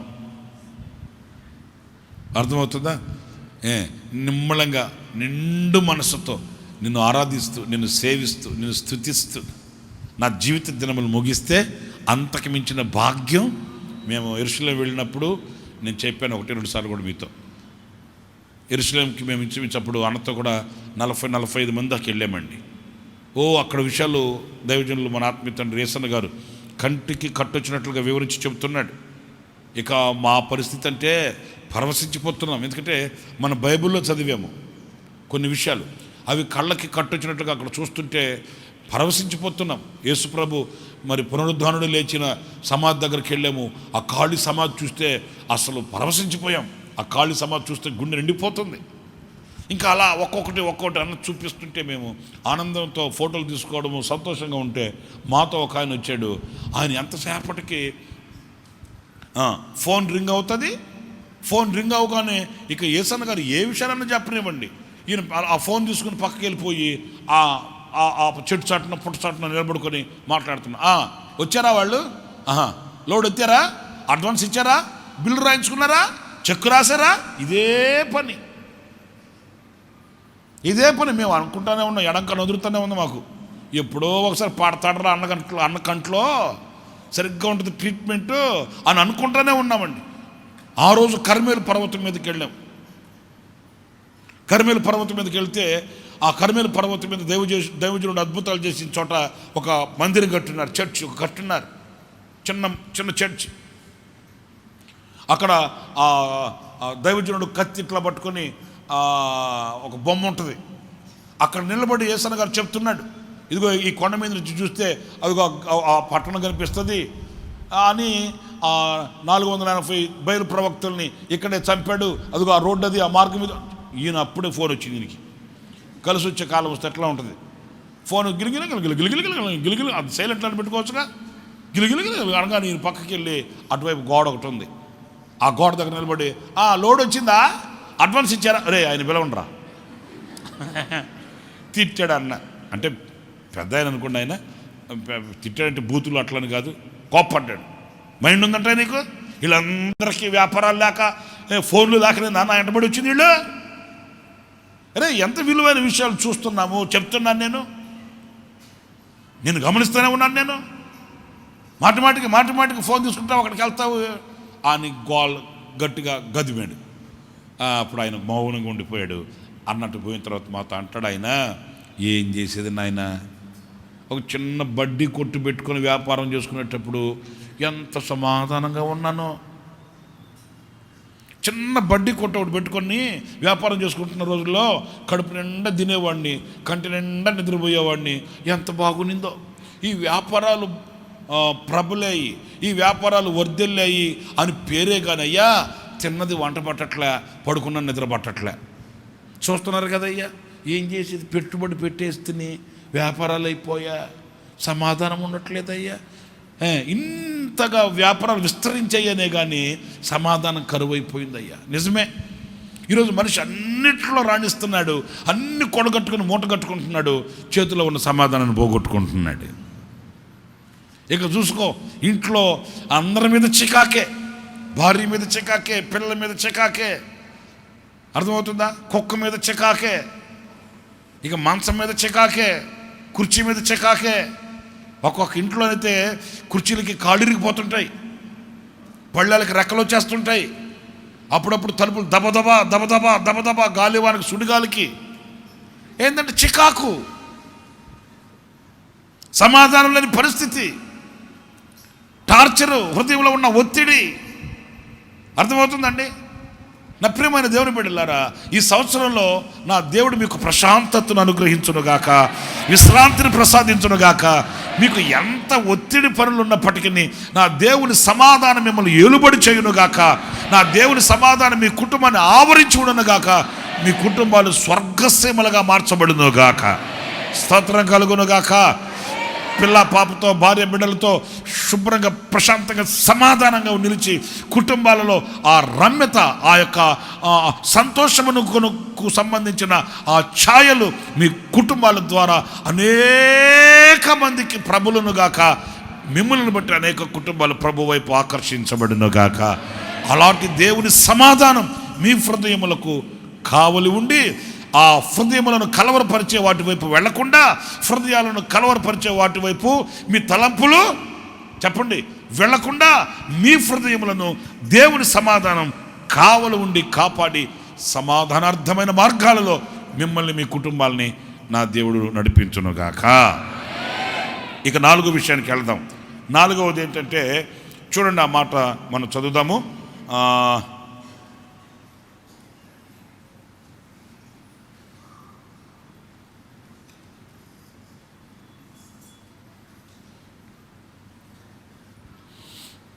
ఎఫెసు పత్రిక 3వ అధ్యాయం, ఎఫెసు పత్రిక 3వ అధ్యాయం 19వ వాక్యం. జ్ఞానమునకు మించిన, ఇది కూడా ఈ అనుభవం కూడా, సమస్త జ్ఞానమునకు మించిన క్రీస్తు ప్రేమను తెలుసుకొనుటకును, క్రీస్తు ప్రేమను తెలుసుకొనుటకును, శక్తిగల వారు కావాలని, ఆ ప్రేమను తెలుసుకొనుటకు తగిన శక్తి గలవారు కావాలనని నేను ప్రార్థించుచున్నాను. ఈ పరసంబంధమైన, ఆత్మ సంబంధమైన ఈ ఆశీర్వాదం మనకు కావాలండి. ఏ ఆశీర్వాదము అనంటే, సమస్త జ్ఞానమునకు మించిన క్రీస్తు ప్రేమను తెలుసుకోవాలి. ఆ ప్రేమను తెలుసుకొనుటకు కావలసిన శక్తి, చెప్పండి, శక్తి మీకు కావాలి. హల్లెలూయా. ఆ ప్రేమను తెలుసుకోగలిగిన శక్తి. కొంతమందికి తండ్రి ప్రేమ అంటే ఏంటో తెలియదండి. ఎంతసేపటికి వాళ్ళ ఆలోచన నెరవేర్చబడలేదని అనుకుంటారే కానీ, దేవుడు మన ఎడల ఎంత ప్రేమ కలిగి ఉన్నాడు, ఆయన మనకు ఏది కొదువు చేశాడు, ఏది తక్కువ చేశాడు, ఆయన ప్రేమ యొక్క వెడల్పు, లోతు, పొడవు, ఎత్తు యొక్క ఆ విశాలత వాళ్ళకి తెలియదండి. ఎందుకు అన్నావా నన్ను? ఏది తండ్రిని ఇవ్వలేనడువి, చేయలేనడువి, ఎందుకు అన్నావాయా? ఇది కూడా ఇవ్వలేవా, ఇది కూడా చేయలేవా? అంతేగాని ఆయన ఆలస్యం దేని కొరకు? ఆయన ఏమని నీ ఎడల ఆలోచించి ఉన్నాడు, తలంచి ఉన్నాడు. ఒక అమ్మాయి, యవనస్తురాలన్న అమ్మాయి, నేను సేవ చేస్తా, నేను సేవ చేస్తా అని పట్టిందంట. అప్పుడు వాళ్ళ తల్లిదండ్రులు అన్నారట, అమ్మా సేవ అంటే ఏమి సరదాగా తల్లే, అర్థమవుతుందా? సేవలో ఉండవలసిన అనుభవాలు వేరుగా ఉంటాయి. సేవ అనేది ఒక ప్రత్యేకించబడిన అనుభవం, అది గనుక అది కాదు, నువ్వు పెళ్లి చేసుకో, ఆ తర్వాత నీ దేవుని చిత్తం నీ ఎడల ఏముందో ప్రార్థన చెయ్యి. ఆహా అవన్నీ కాదు, నేను సేవ చేస్తా, నాకు పెళ్ళొద్దో, నాకు పేరెంటాలు వద్దో, నేను పెళ్లి చేసుకోను. ఆ తల్లిదండ్రులు ఏమో పిచ్చిదానా ఉన్నదాని ఒక్కదాని మాకు. సరే ఇలా జరుగుతూ ఉంది, అయిపోయింది. ఇక తల్లిదండ్రులు ఒప్పుకోక పెళ్లి చేసేసారు, అయిపోయింది. మీకు ఒక మాట చెప్పనా, ఆడు పెళ్లి చేసుకున్నవాడు భర్త ఎలా అంటాడంటే ఆడు తక్కువనాడు కాదు. ఈ అమ్మాయి పీకలేని జలలా, కూర్చుంటే ఒక తన్ను, లేస్తే ఒక తన్ను. ఇక ఆ అమ్మాయి అప్పుడు మోకాళ్ళు వేసి ప్రార్థన చేస్తుందంట, నాయన ఎందుకయ్యా నన్ను ఇట్లా హింసిస్తున్నావు? ఆయన హింసించాడా? ఎందుకు నాయన నన్ను ఇట్లా కష్టపెడుతున్నావు? ఇట్లాంటి భర్తను ఎందుకు ఇచ్చావయ్యా నాకు?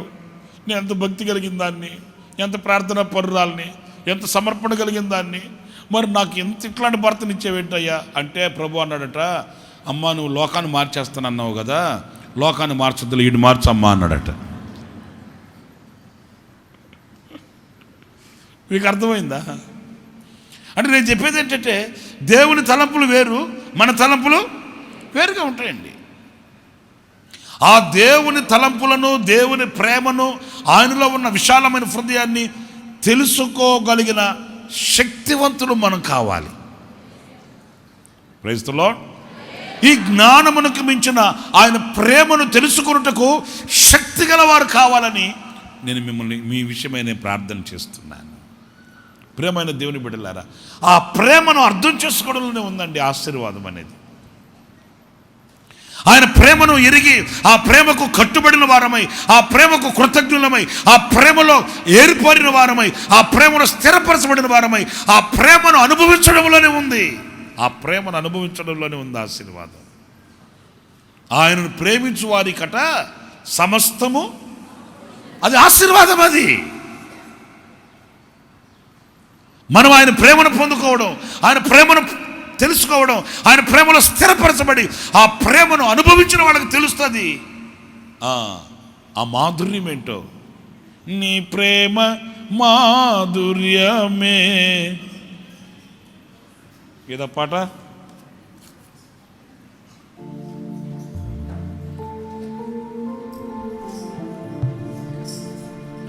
హేతువు లేకయే ప్రేమించినావు, వేడుకగా ఇలా నన్ను మార్చినావు.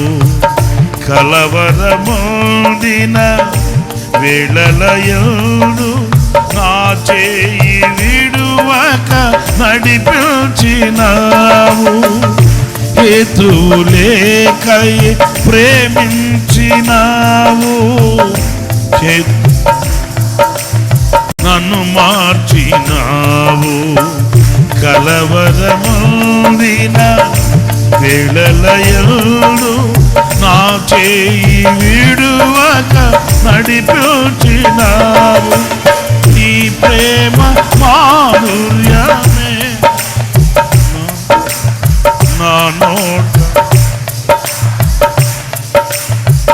నిలిచిన ప్రతి స్థలమున పారెను సెలయేరులై. స్తుతి పాడుటకే బ్రతికించిన జీవనదాతవు నీవేనయ్యా.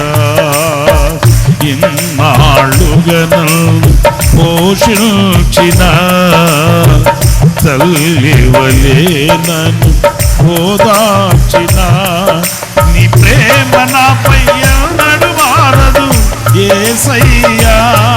నీ ప్రేమ నాపై ఎన్నడూ మారదు యేసయ్యా. జీవిత కాలమంతా ఆధారం నీవేనయ్యా. నా జీవిత కాలమంతా ఆరాధించి కనపరచును. స్తుతి పాడుటకే బ్రతికించిన జీవనదాతవు నీవేనయ్యా.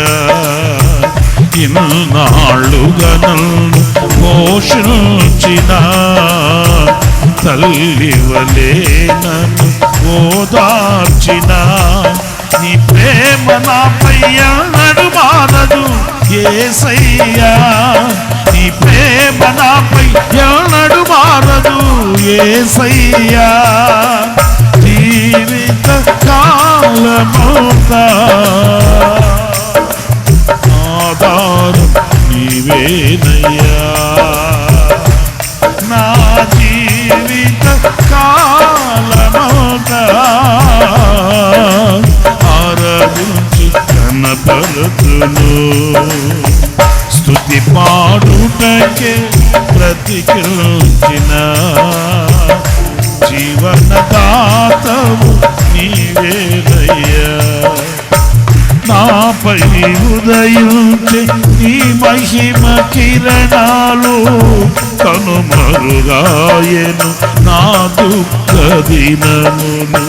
కృపలను పొంది నీ కాడి మోయుటకు లోకములో నుండి ఏర్పరచినావు. నాపై ఉదయించే నీ మహిమ కిరణాలు కనుమరుగాయెను నా దుఃఖ దినములు. కృపలను పొంది నీ కాడి మోయుటకు లోకములో నుండి ఏర్పరచినావు. నీ దివ్య సంకల్పమే అవనిలో శుభప్రదమై నీ నిత్య రాజ్యమునకై నిరీక్షణ కలిగించెను. స్తుతి పాడుటకే బ్రతికించిన జీవనదాతవు నీవేనయ్యా. స్తుతి పాడుటకే బ్రతికించిన జీవనదాతవు నీవేనయ్యా. ఇన్నాళ్ళుగా నన్ను పోషించిన తల్లివలే నన్ను ఓదార్చిన నీ ప్రేమ నాపై ఎన్నడూ మారదు యేసయ్యా.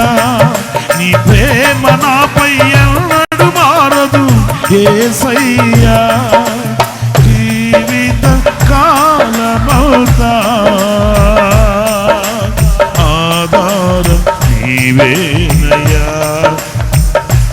నా జీవిత కాలమంతా ఆరాధించి కనపరచును. స్తుతి పాడుటకే బ్రతికించిన జీవనదాతవు నీవేనయ్యా. ప్రాణ భయమును తొలగించినావు. ప్రాకారములను స్థాపించినావు. సర్వజనులలో నీ మహిమ వివరింప దీర్ఘాయువుతో నన్ను నిలిపినావు.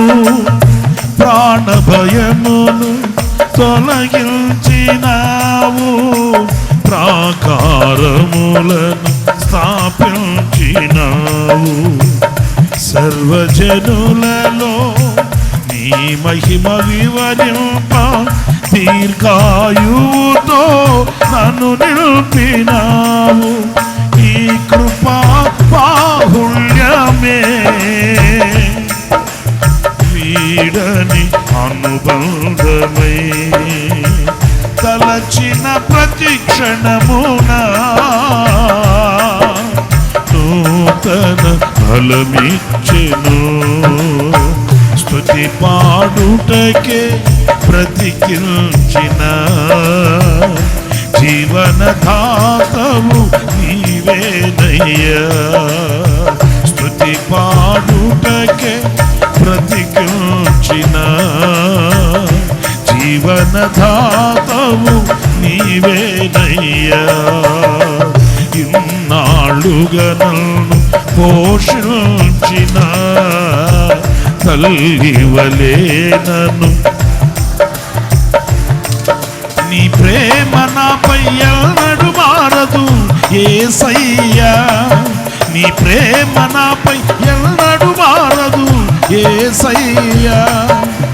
జీవిత కాలమంతా ఆధారం నీవేనయ్యా. నా జీవిత కాలమంతా ఆరాధించి కనపరుతును. ఆమేన్. స్తుతి పాడుటకే బ్రతికించిన జీవనదాతవు నీవేనయ్యా. హేతులేకయే ప్రేమించినావు, వేడుకగా నన్ను మార్చినావు. హేతులేకయే ప్రేమించినావు, వేడుకగా ఇలా నన్ను మార్చినావు. కలవరముందిన వేళలయందు నా చేయి విడువక నడిపించినావు. హేతులేకయే ప్రేమించినావు, వేడుకగా ఇలా నన్ను మార్చినావు. కలవరముందిన వేళలయందు నా చేయి విడువక నడిపించినావు. నీ ప్రేమ మాధుర్యమే నా నోట స్తుతిగానమై, నిలిచిన ప్రతి స్థలమున పారెను సెలయేరులై. స్తుతి పాడుటకే బ్రతికించిన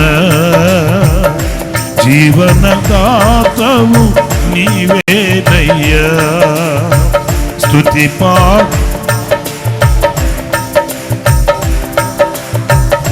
జీవనదాతవు నీవేనయ్యా. ఓ తల్లివలే నన్ను ఓదార్చిన నీ ప్రేమ నాపై ఎన్నడు మారదు యేసయ్యా. ఆమేన్. నీ ప్రేమ, yes Lord, yes Jesus, నీ ప్రేమ నాపై ఎన్నడు మారదు యేసయ్యా. జీవిత కాలమంతా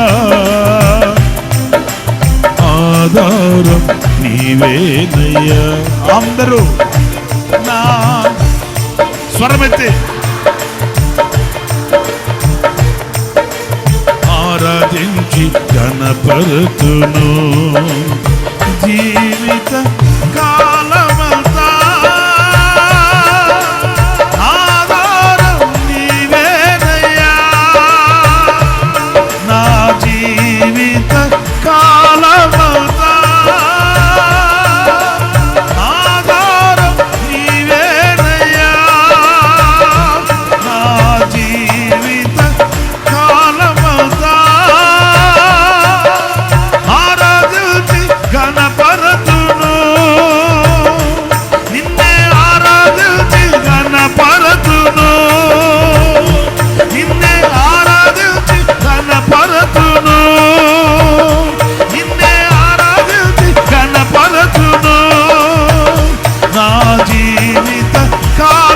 కాలమంతా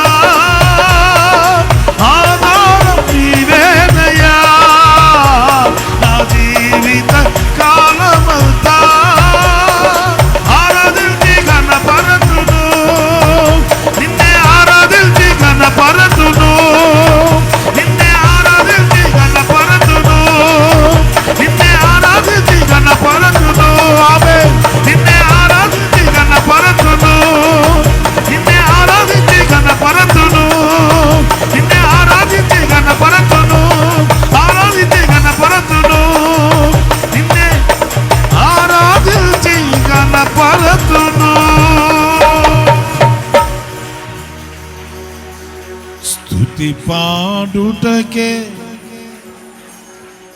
స్తుతి పాడుటకే బ్రతికించిన జీవనదాతవు నీవేనయ్యా ఇన్నాళ్ళుగా నన్ను తల్లివలే నన్ను ఓదార్చిన నీ ప్రేమ నాపై ఎన్నడు మారదు యేసయ్యా నీ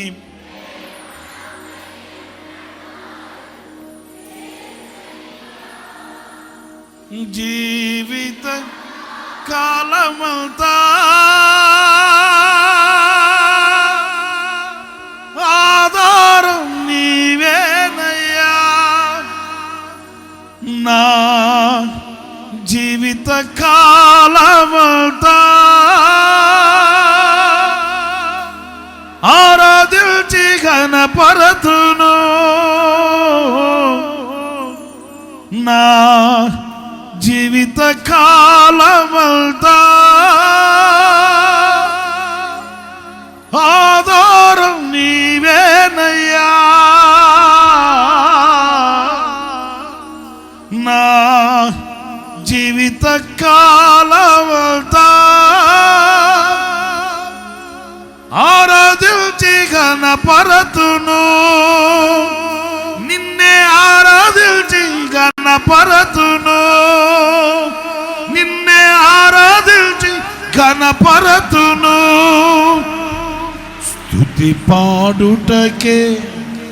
స్తుతి పాడుటకు బ్రతికించిన జీవనదాతవు నీవేనయ్యా ఇన్నాళ్ళుగా నన్ను పోషించిన తల్లివలే ఓదార్చిన నీ ప్రేమ నాపై ఎన్నడు మారదు యేసయ్యా నీ ప్రేమ నాపై ఎన్నడు మారదు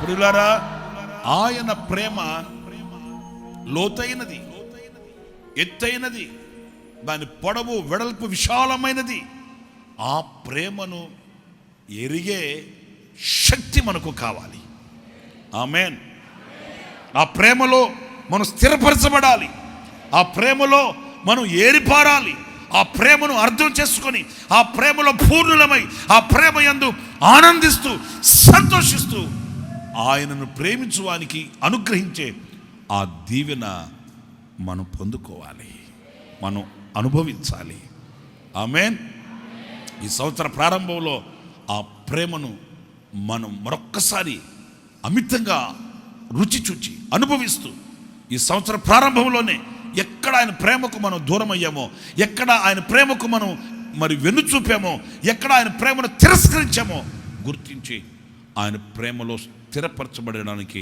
ఆయన ప్రేమను అర్థం చేసుకునే శక్తిని పొందుకుని మనం ముందుకి కొనసాగాలని దేవుని వాక్యం చెబుతుంది ఆఖరికి ఇంకొక మాట కూడా నేను మీకు జ్ఞాపకం చేస్తాను అదేంటంటే రోమపత్రిక 11వ అధ్యాయం రోమపత్రిక 11వ అధ్యాయం 33వ వాక్యం చూడండి ముగిస్తాను ఆహా దేవుని బుద్ధి జ్ఞానముల బాహుళ్యము ఎంతో గంభీరం. ఎంతో గంభీరము. ఆయన తీర్పులు శోధింపనెంతో అసఖ్యములు. ఆయన తీర్పులు శోధింపనెంతో అసఖ్యములు. ఆయన మార్గములు ఎంతో అగమ్యములు.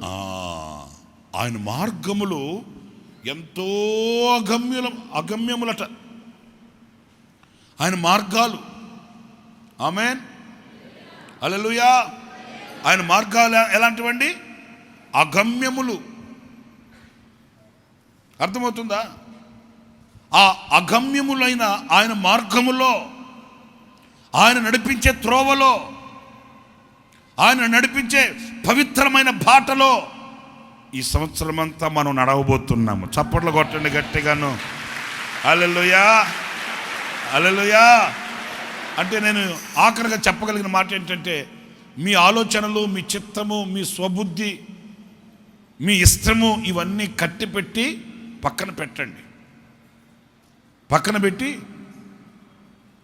మీరు చేయవలసింది ఏంటంటే, నాయనా అగమ్యములైన మీ పవిత్రమైన మార్గంలో ఈ సంవత్సరం నన్ను నడిపించు నాయనా.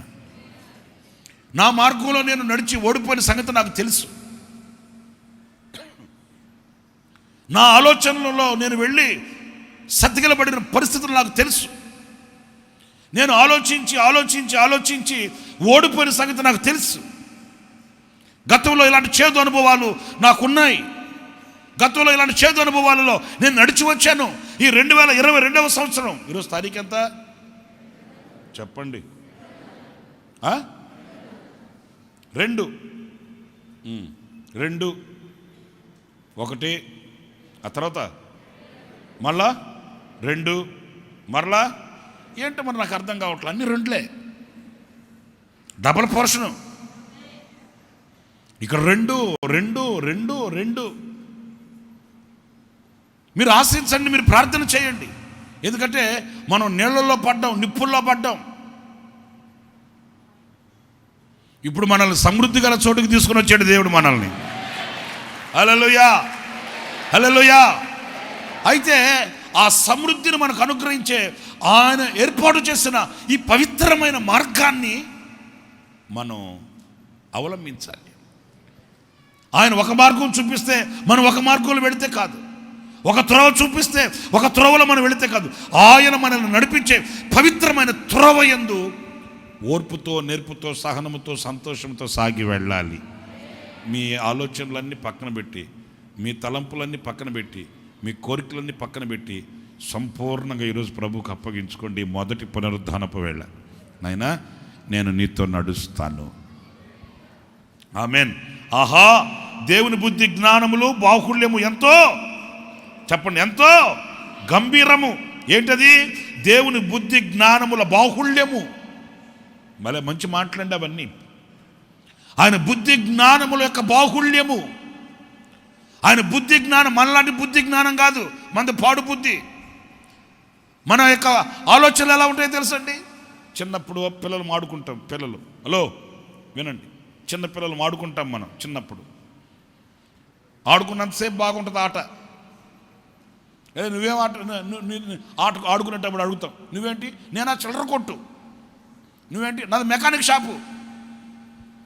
ఇలా చిన్నపిల్లలు అప్పుడు ఆడుకుంటాం. ఆడుకున్నంతసేపు బాగానే ఉంటుంది, రానే వస్తుంది అంత గొడవ. ఆ గొడవ వచ్చిందనుకో, అంతవరకు ఉన్న స్నేహం ఏమైపోతుందో మనకు తెలీదు, అంతవరకు ఉన్న ఆప్యాయతలు ఏమైపోతాయో మనకు తెలీదు. ఆడుకున్న ఆట లేదు, గీట లేదని కట్టుకున్న ఇళ్ళన్నీ కాళ్ళతో జడిపేసి వెళ్ళిపోతారు. వెళ్తున్నారు చిన్నపిల్లల బుద్ధులు అవి. అప్పుడు మనం గొడవ వచ్చిందానికి ఏమడుగుతామో తెలుసా? మనం ఏదైతే వాడికి పెట్టామో, ఏదైతే వాడికి ఇచ్చామో మరలా అడుగుతాం, రే నేను పెట్టింది నాకు ఇచ్చి. చిన్నపిల్లల బుద్ధులు అయ్యి.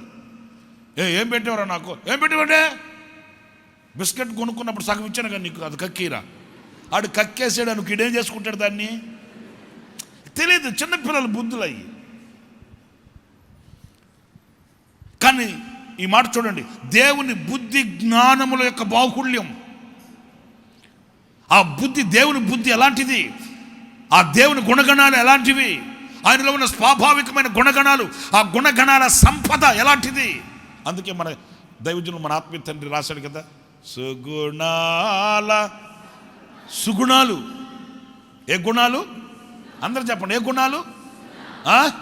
దుర్గుణాలు కాదు, సుగుణాలు. ఆ సుగుణాల సంపన్నుడు ఆయన గుణగణములకు నిలయమై ఉన్నవాడు ఆయన, సుగుణాల నిలయం ఆయన. అర్థమవుతుందండి? ఆయన గుణము, ఆ గుణమునకు మితి లేదు, ఆయన జ్ఞానమునకు మితి లేదు. ఆయన బుద్ధి జ్ఞానముల బాహుళ్యము ఎంతో గంభీరము. ఆయన బుద్ధిని కొలవగలిగిన వాడెవడు? ఆయన బుద్ధిని వివేచించగలిగిన వాడెవడు? ఆయన బుద్ధిని గుర్తుపట్టగలిగిన వాడెవడు? ఆయన బుద్ధిని కొలత వేయగలిగిన వాడెవడు? అది గంభీరమైనది. ఆమేన్. లేని వాటిని ఉన్నట్లుగా, ఉన్న వాటిని లేనట్లుగా చేయగలిగిన వాడు, ఆయన ప్రాణమునకు అతీతంగా ఆయన ప్రేమించగలిగిన వాడు, ప్రాణాన్ని తెగించగలిగిన వాడు, సిలువకు దిగివచ్చిన వాడు, రక్తం కార్చిన వాడు, హింసించుచున్న వాడిని కూడా ప్రేమించి క్షమించిన బుద్ధి జ్ఞానముల బాహుళ్యత కలిగిన దేవుడు అండి మనం ఆరాధించే మన దేవుడు. హల్లెలూయా. ఆయన బుద్ధి జ్ఞానముల బాహుళ్యం ఎంతో గంభీరము. ఆయన తీర్పులు శోధింపనెంతో అసఖ్యములు. ఆయన తీర్పులు లెక్కించడానికి, శోధించడానికి అసఖ్యములు. మన సఖ్యం కాదటండి, మన సఖ్యం కాదు. ఇదేంటి, వీళ్ళకి ఎలా న్యాయం చేశాడు, వాళ్ళకి ఎలా న్యాయం చేశాడంటే ఆయన తీర్పులు శోధింప సఖ్యము కాదు. పాపాత్మురాలు అన్న ఆమెని ఆయన పరిశుద్ధుల జాబితాలో చేర్చిపెట్టాడు. తృణీకరింపబడిన రాహాబు లాంటి వారిని ఆయన విశ్వాసుల జాబితాలో చేర్చిపెట్టాడు. అర్థమవుతుందండి? కన్నీళ్లు కార్చి ఆయన పాపాల దగ్గర నిలిచిన ఆమెని పరిశుద్ధురాలుగా సాక్షిగా నిలబెట్టాడు. అదే సందర్భంలో తెల్ల బట్టలు వేసుకుని వందనాలు కోరుకుంటూ సత్రాలు తిరిగే వారిని ఆయన కడిగి పడేశాడు. సున్నం కొట్టిన సమాధుల్లారా, మీ గొంతుక కింద విషం, సర్పనుకున్నట్టుగా విషం ఉంది. పైన పాత్రలు కడుగుతారా? పాత్రలు పైన కడుగుతారే కానీ మీ అంతరంగం చెడిపోయి ఉంది. సున్నం కొట్టిన సమాధుల్లాగా ఉన్నారు. కడిగి పడేశాడు అంతే. ఆయన తీర్పులు ఏంటంట? శోధింప సఖ్యము కాదంట. ఆయన మార్గములు ఎంతో అగమ్యములు. ఈ అగమ్యములైన మార్గంలో మనము మన యాత్రను కొనసాగించుకోవాలి. ఆయన అడగాలి, నాయనా నా త్రోవలు, నా మార్గాలు, నా ఆలోచనలు, నా కోరికలు, నా ఉద్దేశాలు, నా ఉద్రేకాలు, నా తలంపులు కాదు నాయనా, నేను అర్పించుకుంటున్నాను నీకు. నా చేతిని పట్టుకొని ఈ సంవత్సరం ప్రారంభాన్ని నీ చేతులకు అప్పగించుకుంటున్నాను, నన్ను నడిపించమని ఆయన్ని కోరుకుంటే, ప్రియమైన వారలారా, ఆయనట క్రీస్తునందున్న పరలోక విషయంలో ఆత్మ సంబంధమైన ప్రతి ఆశీర్వాదము మనకు అనుగ్రహిస్తాడట. ప్రతి ఆశీర్వాదం ఏదైనా, కుటుంబ పరంగా, వ్యక్తిగతంగా, ఉద్యోగపరంగా, వ్యాపార పరంగా, ఏదైనప్పటికీ ప్రతి ఆశీర్వాదం క్రీస్తు యేసునందు తండ్రి అయిన దేవుడు ఆ ఆశీర్వాదాన్ని మనకు అనుగ్రహిస్తాడట. ఆ ఆశీర్వాదం ఎలాంటిది అంటే, చెప్పసఖ్యము కాని మహిమాయుక్తమునైన సంతోషము, శోధింప సఖ్యము కాని క్రీస్తు యొక్క ఐశ్వర్యము, ఇంకా సమస్త జ్ఞానమునకు మించిన దేవుని సమాధానము, ఇంకా సమస్త జ్ఞానమునకు మించిన క్రీస్తు ప్రేమ, ఇంకా అగమ్యములైన ఆయన త్రోవలు, ఇవన్నీ ఆశీర్వాదాలుగా మనకు అనుగ్రహిస్తాడు. ఆ త్రోవలో ఆయన చేతిని పట్టుకొని సుఖముగా, సౌఖ్యంగా, సంతోషంగా, సమాధానంగా సాగి వెళ్ళుదుముగాక. నా దేవుడు అలాంటి కృప మీ అందరికీ ప్రసాదించుగాక.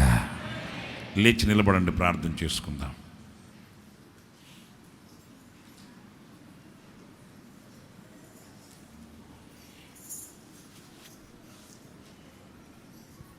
Thank you lord. అందరూ లేచి నిలిచి, ప్రభువా ఈ సంవత్సర ప్రారంభాన నేను నీకు అప్పగించుకుంటున్నాను, నన్ను చేపట్టి నడిపించమని కోరుకోండి. క్రీస్తు యేసు యొక్క మహిమైశ్వర్యంలో నా ప్రతి అవసరం తీర్చబడాలి నాయనా.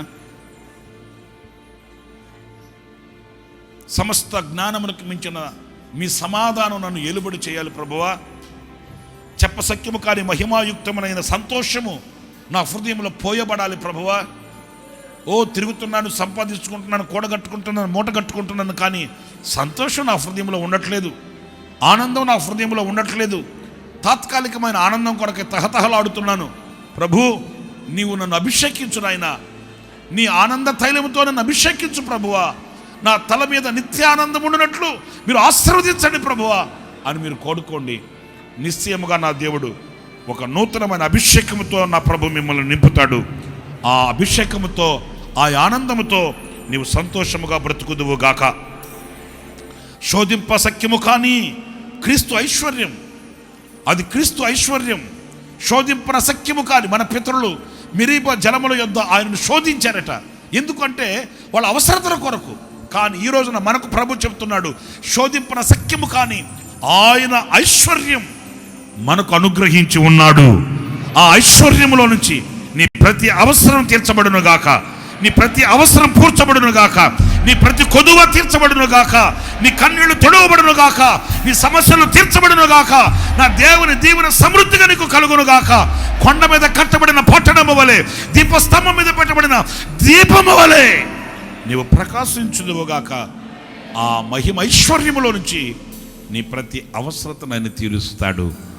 ఈ సంవత్సరంలో నీ యొక్క కొదువులన్నీ తీర్చబడునుగాక, నీ అక్కరలన్నీ తీర్చబడునుగాక. కొన్ని సంవత్సరాలుగా ముడిపడిపోయి ఉన్న సమస్యలకు పరిష్కారం కలుగునుగాక. ఆయన మహిమ ఐశ్వర్యం నీ మీద కుమ్మరించబడునుగాక. ఆధ్యాత్మికంగా నువ్వు కుంటుబడిన ప్రతిదీ కూడా లేపబడునుగాక. సతికిలబడిన ప్రతి అనుభవం మరలా పూడ్చబడునుగాక. నువ్వు వెనుకబడిన ప్రతి ఆధ్యాత్మికమైన విలువ మరలా నా ప్రభు నీకు ప్రసాదించునుగాక. సంపూర్ణతలో సాగిపోదువుగాక. ఆ మహిమైశ్వర్యాన్ని నా ప్రభు నీకు అనుగ్రహించునుగాక. సమస్త జ్ఞానమునకు మించిన దేవుని ప్రేమను గుర్తించగలిగిన ఆ శక్తి నీకు కలుగునుగాక. ఆ ప్రేమ ఎంతో మాధుర్యమైనదండి. మనల్ని భుజముల మీద ఎత్తుకొని మోసే ప్రేమ, మనల్ని ఊరేగించే ప్రేమ, కాళ్లకు రాయి తగలకుండా నిన్ను కాపాడే ప్రేమ, గుండెల మీద ఎత్తుకొని మోసే ప్రేమ, అది ఎంతో అత్యున్నతమైనది, మాధుర్యమైనది, మధురమైన ఆ ప్రేమను గుర్తించగలిగిన, ఆ ప్రేమను అర్థం చేసుకోగలిగిన శక్తి మీకు అనుగ్రహించబడాలి. ఆ శక్తి ఐశ్వర్యముగా మీ జీవితంలో మార్చబడాలి. అంతేకాదు అగమ్యములైన ఆయన మార్గాలలో నా ప్రభు మిమ్మల్ని నడిపిస్తాడు. ఆయన మిమ్మల్ని కుడికాయలను ఎడమకాయలను తొలగనివ్వడు. ఆ మార్గం ఎంతో ఉన్నతమైనది, ఆ మార్గం గమ్యానికి చేర్చేది. ఆ మార్గములు మనకి ఎంతో ప్రియములు. ఆయనకు ప్రియమైన మార్గంలో ఈ సంవత్సరం అంతా ప్రభు మనల్ని నడిపించాలని కోరుకుందాము. అందరూ మీ చేతులు పైకెత్తి ప్రభుకి మిమ్మల్ని మీరు అప్పగించుకోండి. ప్రార్థన. పరిశుద్ధుడు అయిన తండ్రి, ఆశ్చర్యకరుడు అని స్తోత్రాలు. ఈ సంవత్సరం ఈ మొదటి నెల మొదటి పునరుద్ధానపు ఆరాధనలో మమ్మల్ని మీ సన్నిధిలో సజీవులుగా నిలిపారు. మీరు మా మధ్యలోకి దిగి వచ్చి మాతో మీరు మాట్లాడినందుకని స్తోత్రం. పరలోక విషయంలో ఆత్మ సంబంధమైనటువంటి ప్రతి ఆశీర్వాదాన్ని మీరు మాకు అనుగ్రహించి ఈ సంవత్సరం అంతా నడిపించడానికి మీరు ఇష్టపడినందుకని స్తోత్రాలు చెల్లిస్తున్నాను తండ్రి. మహిమాయుక్తమైనటువంటి సంతోషం మేము పొంది క్రీస్తు ఐశ్వర్యంలో మా ప్రతి అవసరతను మేము తీర్చుకుంటూ